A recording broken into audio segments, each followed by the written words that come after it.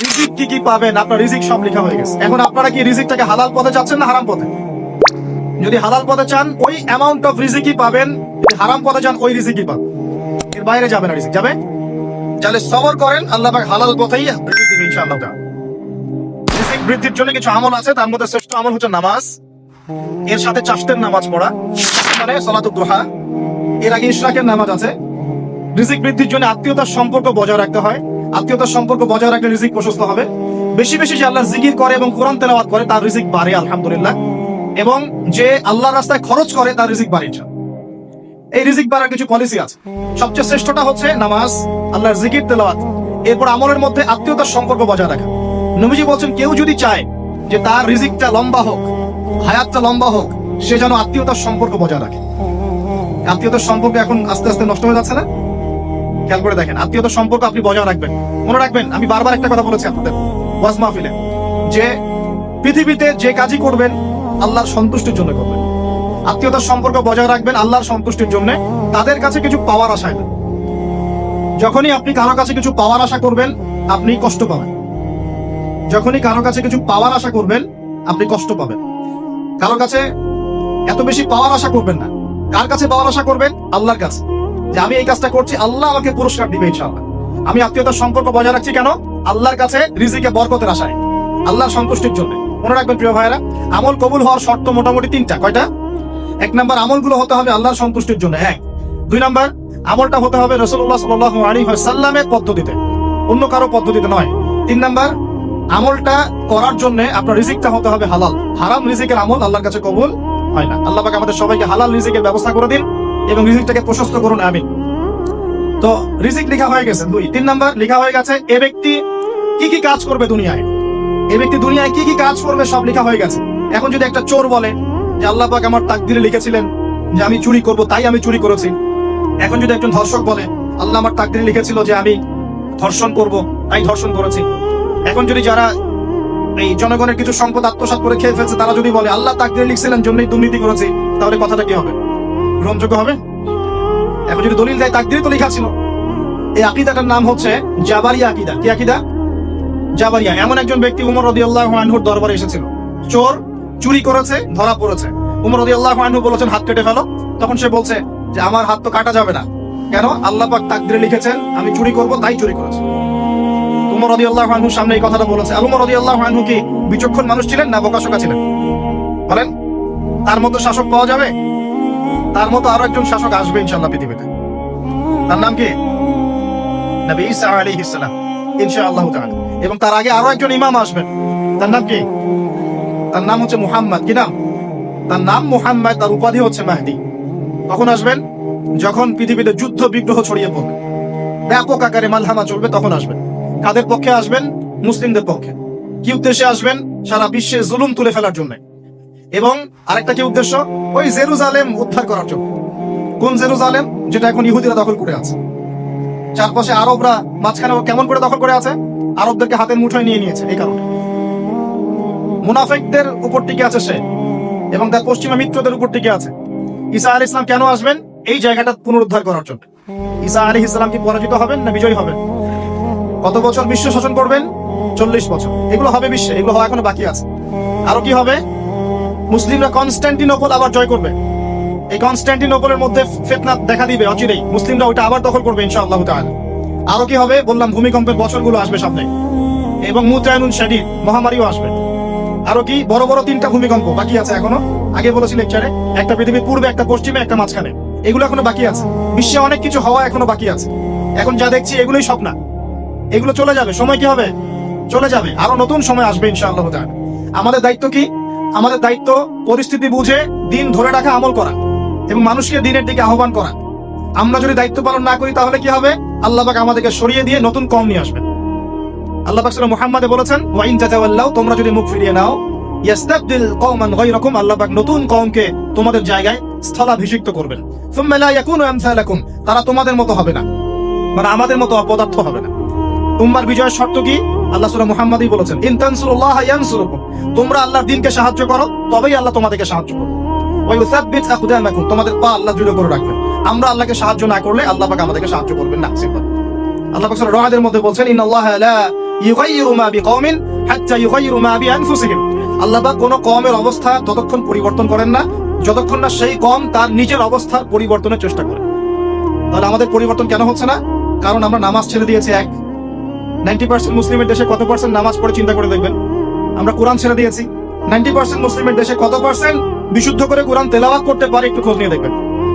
কোরআন শুমারি করে দেখেন, নামাজ শুমারি করে দেখেন, তাহলে বুঝতে পারবেন। আর যারা কোরআন পড়তে জানে তাদের মধ্যে কত পার্সেন্ট কোরআনের অর্থটা বোঝে, এটা আরো বড় বিষয়।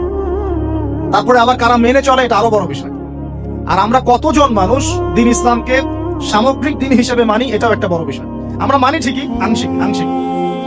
যেমন ইবাদত বন্দেগীর জীবনে মুসলমান, অর্থনৈতিক জীবনে গিয়ে আবার সুদখোর, এমন না বিষয়টা?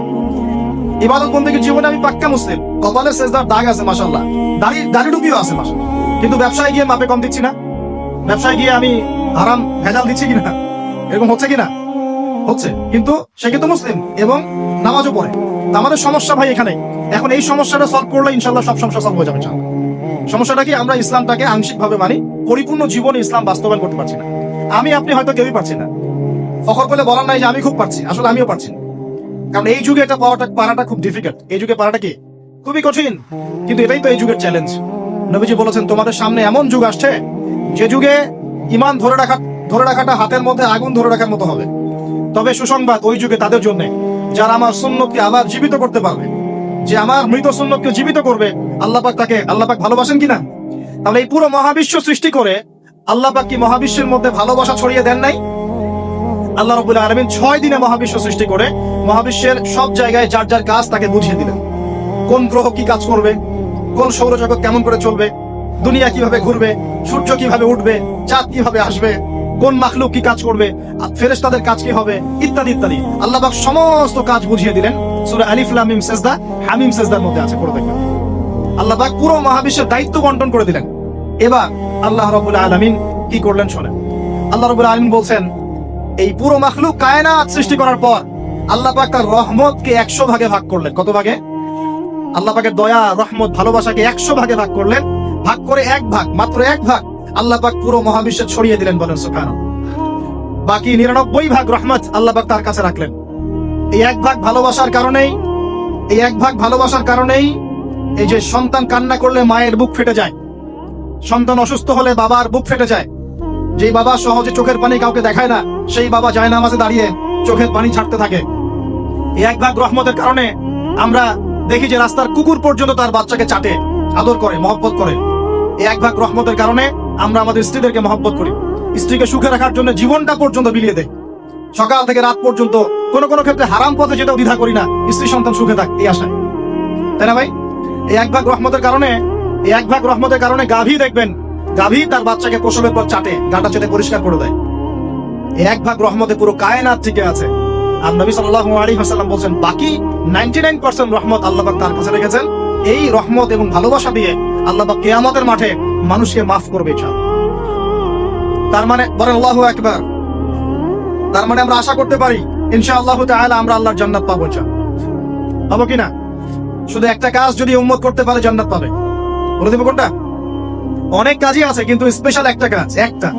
আল্লাহ রাব্বুল আলামিন মেরাজের রাতে তার নবীকে উঠিয়ে নিয়েছিলেন, উঠিয়ে নিয়ে কাছে নিয়ে আসছেন, একদম কাছে, আর যে আরশের কাছাকাছি। নবী সাল্লাল্লাহু আলাইহি ওয়াসাল্লাম বলছেন, ওই সময় তার উপর 3টা স্পেশাল ওহী করা হয়েছে। কয়টা? 3টা। একটা হচ্ছে 50 ওয়াক্ত নামাজ। কত ওয়াক্ত? এটা কমতে কত ওয়াক্ত হয়েছে? 5 কেও কমানোর জন্য কোন নবী বলছিলেন? মুসা আলাইহিস সালাম বলছেন 5ও পারবে না, কমাই নিয়ে আসেন। 5ও যে পারবে না, মুসা আলাইহিস সালাম কেমন করে জানলেন? তার উম্মত 2 ওয়াক্ত নামাজ পড়ে। কয় ওয়াক্ত নামাজ পড়া ছিল? ওই 2 ওয়াক্ত তার আদায় করতে পারে নাই। এই অভিজ্ঞতা থেকে তিনি বলেছেন যে আপনার উম্মত 5 ওয়াক্ত পারবে না। সত্যি না মিথ্যা কথাটা? আসলেই কি উম্মত 5 ওয়াক্ত নামাজ পড়তে পারছে? আচ্ছা, যাই হোক, আল্লাহ পাক আমাদেরকে পড়ার তৌফিক দান করুন। দ্বিতীয় ওহী হচ্ছে সূরা বাকারার শেষের 3টা আয়াত। কয় আয়াত? সূরা বাকারার শেষের 3 আয়াত ওহী করেছেন কে? আল্লাহ রাব্বুল আলামিন। কোন ব্যক্তি যদি রাতের বেলা সূরা বাকারার শেষের 3টা আয়াত পড়ে সারা রাত ইবাদত করে নাকি পাবে ইনশাআল্লাহ।